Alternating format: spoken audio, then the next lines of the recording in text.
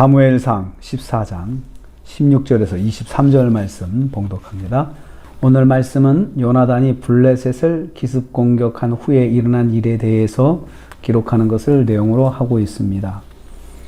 첫째로 사울의 파수꾼이 블레셋의 혼돈을 보게 되었습니다. 16절 말씀에요. 사울 왕이 블레셋 진영에서 전쟁이 난 것을 파수꾼의 보고를 통해 알게 되었습니다. 사울 왕은 급히 누가 이 일을 벌이는지 파악하고 나섰습니다. 인원 파악을 해보니 요나단과 그의 부관이 부재 중임을 알게 되었습니다. 분명 요나단과 그의 부관이 함께해서 그곳에서 지금 일을 벌이고 있다는 것을 알 수가 있었던 것입니다.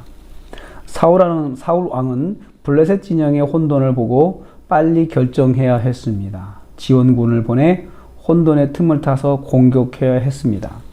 신속한 결정을 내려야 했습니다. 그런데 이스라엘의 수가 너무 적다는 두려움 때문에 결정을 하지 못하고 있습니다. 자신의 상황에 위축된 마음은 신속한 결정을 막는다는 것을 알 수 있습니다.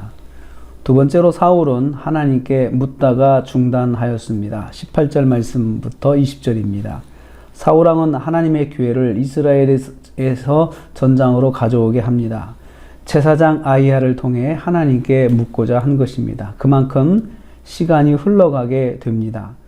그 사이 블레셋 상황이 더욱 악화되었습니다. 19절 말씀이에요. 더욱 악화된 것을 보게 됩니다. 소동이 점점 더한지라 라고 했습니다. 진영에서 발생한 소동이 더 커지고 급기야는 블레셋 사람들끼리 서로 싸우는 모습이 보였습니다. 사울은 제사장 아히야에게 여호와께 묻는 것을 중단시킵니다. 19절 말씀입니다. 한시가 급하다는 판단입니다. 사울은 하나님께 묻는 것도 상황에 따라서 하다가 말다 합니다. 하나님께 먼저 묻고 판단하는 것이 아니라 자기 눈에 보이는 것을 더 우선시합니다. 사울의 예배는 자기 감정에 따라 하다 말다 하는 예배인 것입니다.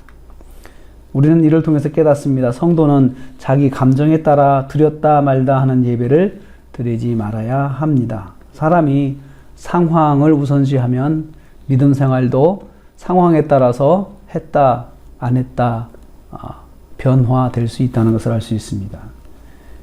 세 번째로 그래도 여호와께서 구원하신 전쟁이었다는 것을 성경은 말씀하고 있습니다. 21절과 23절입니다.